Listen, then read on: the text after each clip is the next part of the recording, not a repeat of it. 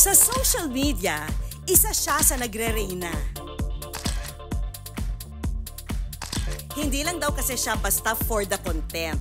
Dahil ang kanyang beauty, for a cause daw.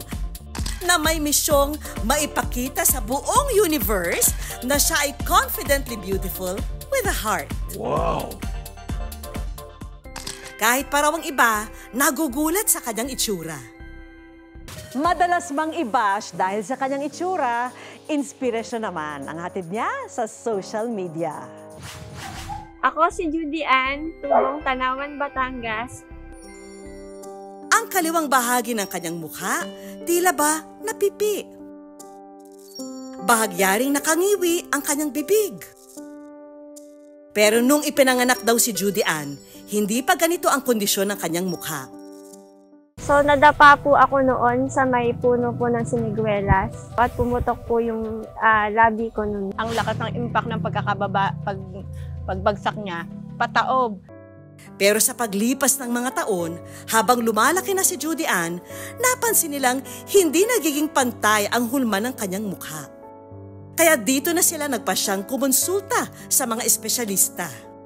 Ito daw pong case ko is Parry-Romberg syndrome. Is naputol daw po yung major nerve ng aking pisngi, kaya hindi na siya nasupplyan ng mga nutrients or oxygen para ma-develop. Ang Parry-Romberg syndrome ay isang kondisyon kung saan bumabagal o hindi na-develop ang balat at soft tissues sa mukha ng isang tao. Kadalasang apektado sa ganitong uri ng karamdaman ang labi, panga, pisngi at mata ng pasyente. Isa itong uri ng rare o bihirang sakit na kung saan classified siya as autoimmune disease. Pwede siyang dahil sa congenital o inborn, pwedeng dahil sa mga infection or abnormalities sa nervous system. May mga studies kasi na tina-classify ang trauma bilang isang sanhi ng Parry-Romberg syndrome. Pero si Judy Ann, hindi nagpatinag sa kanyang kondisyon. Buo ang kanyang puso at determinasyon na mamuhay ng normal at harapin ang buhay with a silver lining. So talagang proud po akong iharap sa mga tao na ganito po ako. Hindi ito naging hadlang para ipamalas ang kanyang kakayahan. Kaya ang mundo ng social media, kanya nang pinasok. Nag-start po akong mahilig sa pagko-content nung pandemic talaga kasi parang libangan ko na rin siya that time. Kapag napanood mo nga raw ang kanyang mga video sa social media, tiyak na ikay hahanga at mapapawaw. Wala lang, maganda lang, binigay ni Lord. At hindi lang basta pag-aura ang ganap niya ha, aba, sa aktingan, game na game din daw siya. Maraming lalaki! Nadaming lalaki, lupa! At sa kanyang paghataw sa sayawan, hindi raw siya magpapakabog. Ang sabi?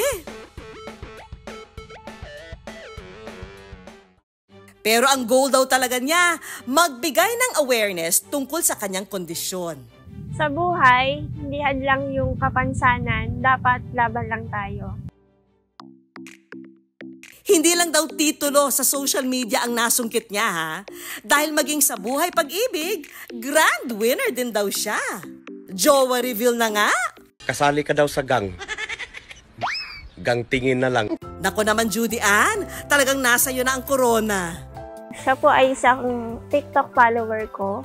Hanggang sa nagkausap kami. Ang katangian na nagustuhan ko po kay Judy is yung kanyang self-confidence po. Kasi hindi po siya nahihiya sa ibang tao na kahit ganun yung hitsura niya is nagagawa niya pa rin po yung mga bagay na gusto niyang gawin.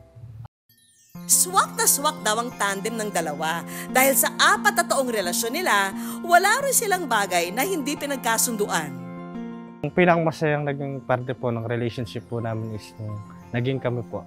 Tapos nabubuo na po namin yung mga pinaplano namin sa mga susunod na taon po. Pero ang pag-iibigan ng dalawa, hindi nakaligtas sa pangmamata ng mga netizen. Sabi nila, pangit ko daw, gano'n, tabingi, ganyan. Pero hinahaya na lang po namin kasi po wala rin naman po maitutulong kung papansin pa rin po namin. Pero ang maganda kay Judy Ann, dead ba raw siya sa pambabash ng iba? Ang good news, nito lang nakaraang mga buwan, ang magkasintahan, todo-todo ang galak. Matagal na rin namin gusto, pero ngayon lang din namin nakamit siya. Kaya nagiging father na nga pala siya, kayo pregnant, and looking siya. Dahil si Judy Ann, aba, nagdadalang tao na. Excited din po ako, syempre. Syempre, pangarap din po namin ni Christian talaga magkaroon ng baby. Nung pagkasabi po namin sa parents namin, is tuwan-tuwa pa po sila. Ako'y natutuwa at kami naman ay mawala sa mundo ng kanyang ama. Meron namang anak siya na gagabay sa kanya hanggang sa pagtanda din niya. Ang excited na soon-to-be daddy, todo alaga sa kanyang mag-ina. Aba, lahat ng araw ng gusto nitong kainin, binibigay niyang lahat. Yung mga pagkain na gugustuhan niya po habang naglilihi is binibili ko po kasi mahirap po pagka hindi niya po nakain yung gusto niya kainin kasi minsan baka magtampo pa, ganun po. Dahil sa good vibes na hatid ni Judy Ann sa social media, hindi pa man lumalabas si baby, kompleto na siya ng gamit. Dahil maraming mga netizen ang natuwa at nagbigay ng regalo sa soon-to-be mommy. Ang binubuno na lang daw nila ngayon ay ang magiging gasto sa ospital. Kaya ang aming team, nagpaabot din ng perang pandagdag sa budget nila. Maraming salamat po sa good news. Ayan. Thank you so much po and mas malaking tulong po ito para sa aming baby. Thank you po Thank for you po. sharing your blessing po, good news.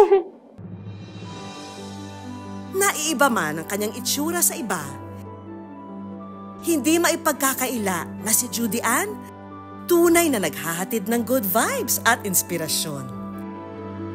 Isang kagandahan na hindi nakikita ng mga mata, kundi nararamdaman ng puso. Okay lang kung husgahan niyo ako, kung ano yung opinion nyo. Pero para sa akin po kasi, kaya lang naman ako nag-social media is para ma-inspire yung mga katulad ko at ma-inform po ang mga tao na may mga case na katulad ko na gusto rin naman maging normal katulad nyo.